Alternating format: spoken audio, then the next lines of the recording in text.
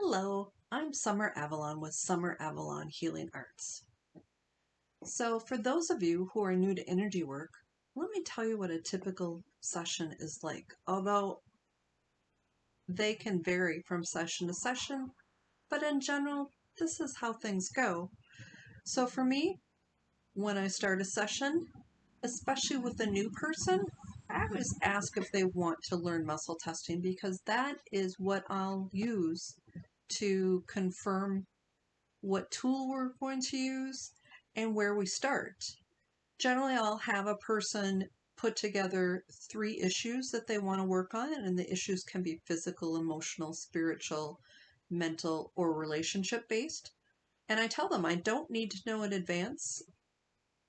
The main reason why I ask is I want them to really think about what they want to get out of a session.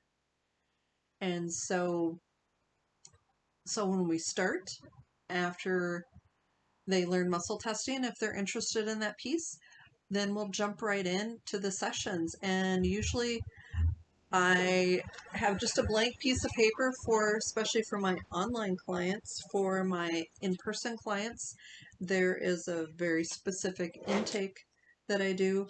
But for each person on my sheet, I have a list of my current tools that I'm really active in using. And they include things like my modalities. They also include, lists and other things that I'm muscle testing, just various types of tools.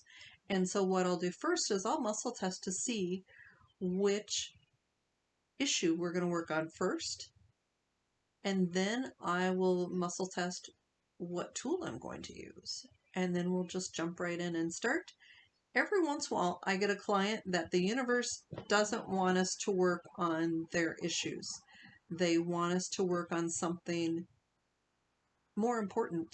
Or sometimes it's an overall theme that is interfering with everything. And so it is important to follow the guidance given, even if it doesn't always match up with what a client would want.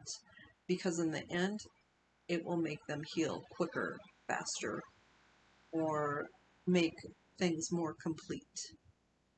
And so with these typical modalities, either in person or from a distance, typically the person is sitting in a chair, we're interacting. There are some of my tools where I do send energy, and if they're sitting in a chair, either here in my office or from a distance, I'll typically have them shut their eyes. They also have a choice of laying fully clothed on a massage table, and usually I have a warm fuzzy blanket that they have the option of wrapping up in. But energy work doesn't always happen for every session. It just sort of depends on what they need. And then at the end, we'll go through and see if they have any homework. Sometimes they do, sometimes they don't. For people that come back for like a second session, generally we'll spend the first few minutes catching up, and that serves a purpose that is not exactly light and fluffy, because as I'm checking in with them to see how they're doing and what they're up to, I'm taking notes.